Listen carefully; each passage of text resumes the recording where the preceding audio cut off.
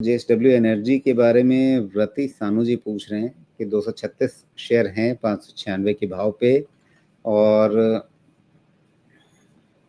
ये कह रहे हैं कि इस शेयर को 600 के ऊपर सेल करके नीचे के प्राइस पर री एंट्री करने के लिए किस प्राइस लेवल का ध्यान रखना चाहिए? मतलब ये 596 के प्राइस पे हैं, 600 पर बेच लेना चाहते हैं, फिर वापस नीचे री एंट्री करना चाहते हैं और नजरिया लॉन्ग टर्म का है, इतनी उछल कूद क्यों करनी है?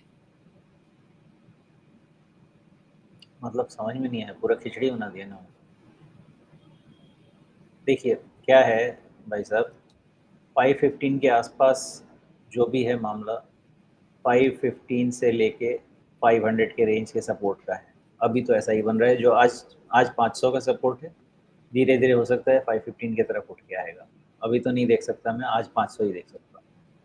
कहने का मतलब ये है कि स्ट्रक्चरली बहुत अच्छी चीज़ें बन रही हैं, आने वाले समय में अच्छा बन भी जाना चाहिए, लेकिन थ्रोबैक होगा भी, ऐसा नहीं है कि नहीं होना चाहिए। थ्रोबैक होना चाहिए। That throwback can be anywhere from 530 to 515, कहीं पे भी हो सकता है, वो अभी पता नहीं चलेगा बिकॉज़ राइज़ बहुत ज़्यादा है। 440 से राइज़ इसका 575 तक है।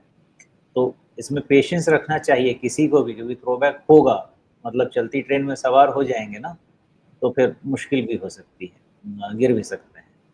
लेकिन 530 से 515 के रेंज में अगर इसको ट्राई किया जाए देखने का, तो उसका मतलब ये निकलेगा कि हमारे पास जो स्टॉप लॉस अभी बैठ रहा है 500 के नीचे, लेकिन उसको 10 रुपए नीचे लेके जाइए 490 का क्लोज़। तो वहाँ से फिर क्या है, रिस्क मैट्रिक्स आपके 10% वाले बैठेंगे। यहाँ से 10% का रिस्क मैट्रिक्स नहीं बैठ रहा, मेरे हिसाब से तो नहीं बैठ रहा।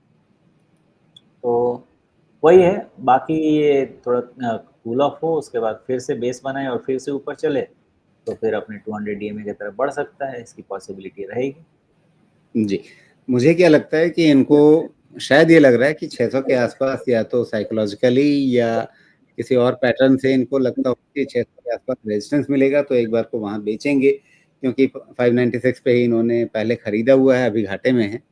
तो ये सोच रहे हैं रिकवर करने का तरीका क्या है कि एक बार 600 पर आएगा बेच लेंगे, फिर जब रेजिस्टेंस से ये वापस थोड़ा-सा नीचे आएगा तो फिर खरीदेंगे और फिर अगली चाल में इनको फ़ायदा होगा। शायद सोचने का तरीका इनका ये हो। सोचने का तरीका हो सकता है राजू जी, लेकिन मुझे तो ऐसा ही, मैंने तो यही देखा है कि जो जितना ज़िगज़ैग करके टू व्हीलर चलाता है, उतनी ही देर से पहुँचता है। हो सकता है गिर पड़ के उधर ही रह जाए, और जो शांति से लेन फ़ॉलो करेगा, वो डेस्टिनेशन पहुँच जाता है। मैं ऐसा समझता हूँ।